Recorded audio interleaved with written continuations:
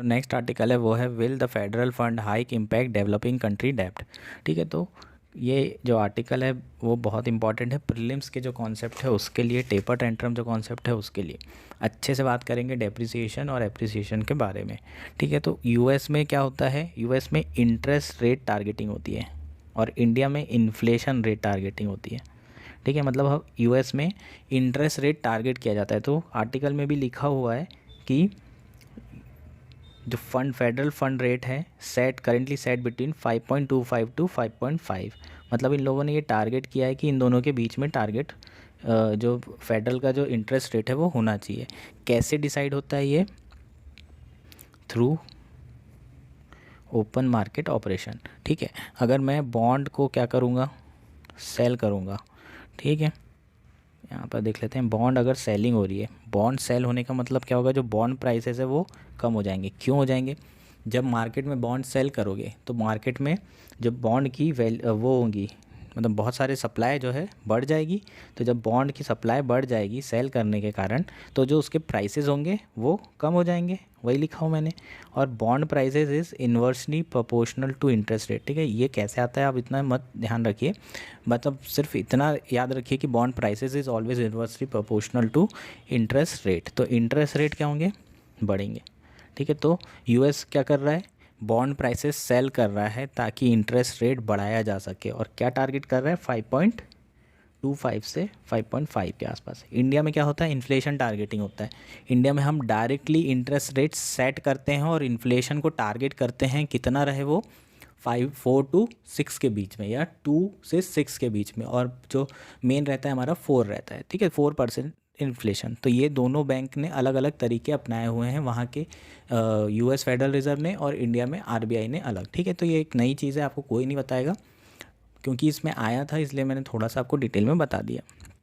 ठीक, अब हम देखते हैं इम्पैक्ट क्या क्या होते हैं। ठीक है, तो रेस्ट ऑफ द वर्ल्ड में जनरली डेवलपिंग कंट्री की बात करेंगे तो इम्पैक्ट क्या होंगे। एक तो जो कैपिटल कॉस्ट है वो बहुत तेज़ी से बढ़ जाएगी। ठीक है, क्या हो रहा था 2008 में जो रिसेशन आया उसके बाद से जो है यूएस की इकनॉमी बहुत स्लो हो गई थी। तो यूएस ने क्या किया था, जो यूएस का इंटरेस्ट रेट है वो ज़ीरो हो गया था। जो नॉमिनल इंटरेस्ट रेट है वो लगभग ज़ीरो था। ठीक है, तो इंटरेस्ट रेट इतना कम था तो लोग क्या करते थे, डेवलपिंग कंट्रीज़ के लोग, यूएस के लोग जो वहाँ से लोन लेते थे और डेवलपिंग कंट्रीज़ लाइक इंडिया में फंडिंग करते, मतलब यहाँ पर इन्वेस्ट करते थे। इंडिया में 7% 8% इस तरीके से लोगों को मिल रहा है। ठीक है, तो एक तो जो हमारे कॉरपोरेट सेक्टर वाले हैं वो सब भी कैपिटल इंडिया में 7% पे मिल रही है, तो उन लोग क्या करते हैं, यूएस में आसानी से कैपिटल रेस करके लोन लेके डेट लेके आ जाते हैं और फिर वहीं चुका देते हैं। ठीक है, लेकिन आपको इन लोगों को थोड़ी रिस्क रहती है, जो कि काय की रिस्क रहती है, जो करेंसी डेप्रिसिएशन और एप्रिसिएशन की रिस्क रहती है, क्योंकि लोन डॉलर में ही लेते हैं, है ना, और फिर कन्वर्ट करा के उसे रुपये में कन्वर्ट किया जाता है और उन्हें चुकाना भी डॉलर में ही पड़ता है।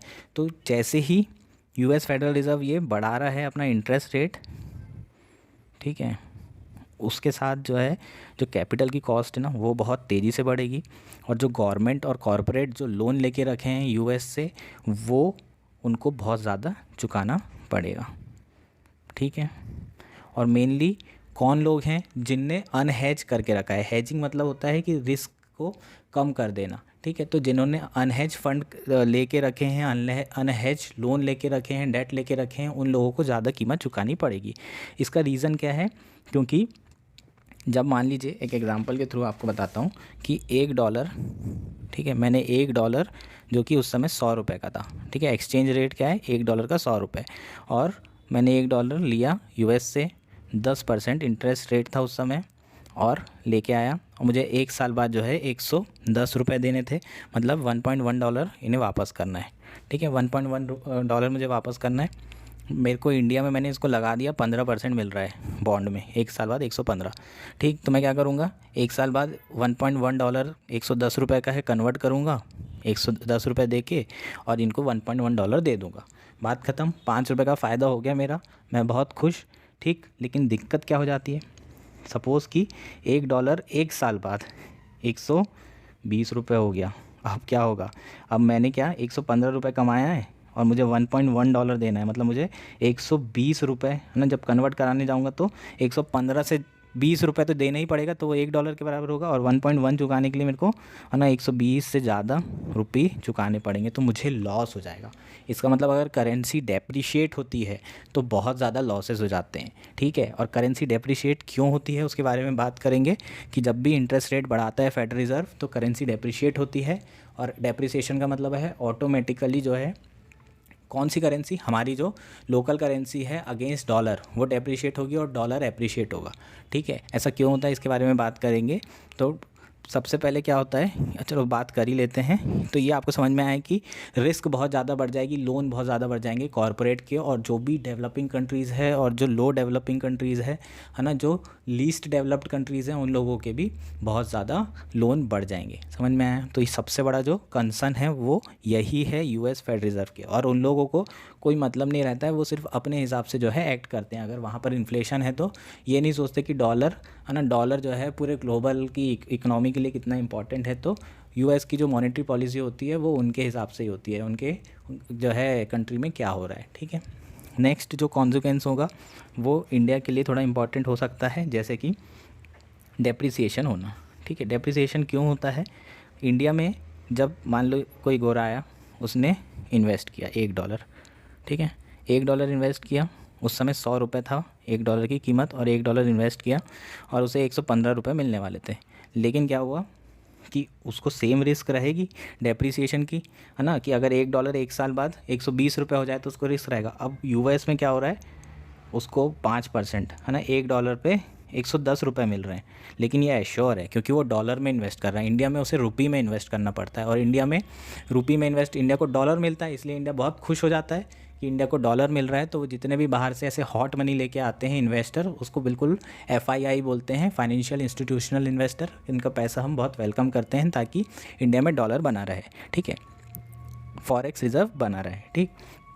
तो ये रिस्क रहती है। अब उसे यहाँ 110 मिल रहा है, यहाँ 115, तो ये सोचेगा यहाँ पर जैसे इंटरेस्ट रेट बढ़ेगा, ठीक है, तो ₹110 मिलना चालू हो गया, तो ये सोचेगा भाई ₹5 का लालच नहीं करता, उठा के अपना पैसा यूएस में लगा दिया जाए। और यूएस में लगा दिया जाए तो इंडिया से जो कैपिटल होती है वो फ्लाइट होना शुरू हो जाती है। कैपिटल फ्लाइट मतलब इंडिया से जो डॉलर हैं वो छोड़ के भाग के जो है कहाँ जाते हैं, यूएस मार्केट में लगना शुरू हो जाते हैं।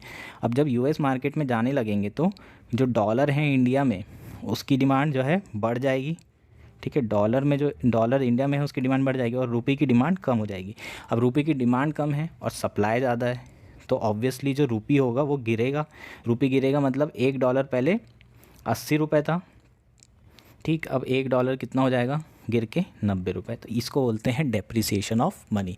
तो इस तरीके से डेप्रिसिएशन होता है, और इस डेप्रिसिएशन से पैनिक मचता है। इसी डेप्रिसिएशन से क्या होगा, पैनिक मचेगा। अब तेज़ी से लोग, अब यही डेप्रिसिएशन से लोग क्या करेंगे, तेज़ी से भागेंगे, और फिर उसके बाद जो है गवर्नमेंट को या फिर RBI को इंटरवीन करना पड़ता है, ठीक है। इसको बोलते हैं मैनेज करना, ठीक है, मैनेजिंग जो एक्सचेंज रेट, ठीक है। इसको जो यूएस की कंट्री है इसको डर्टी फ्लोटिंग भी बोलती है, ठीक है। यूएस वाले बोलते हैं कि आप लोग इंटरवीन कर रहे हैं, जो कि फ्लेक्सिबल एक्सचेंज रेट है उसमें आप उसको मैनेज करने की कोशिश कर रहे हैं, ठीक है। कैसे मैनेज करते हैं, इंडिया क्या करता है, क्योंकि डॉलर की डिमांड वो हो गई है, डॉलर बढ़ गई है, तो डॉलर की डिमांड बढ़ गई है, रुपये की डिमांड कम हो गई है, तो RBI क्या करेगा, डॉलर को बेचना चालू करेगा मार्केट में, जो उसके पास फॉरेक्स है, ठीक है, फॉरेक्स। इसलिए फॉरेक्स की इंपॉर्टेंस होती है। जब भी है ना, कई बार आपने सुना होगा कि जो RBI का गवर्नर है अगर डेप्रिसिएशन होता है तो बोलता है पैनिक करने की ज़रूरत नहीं है, अपने पास बहुत फॉरेक्स है।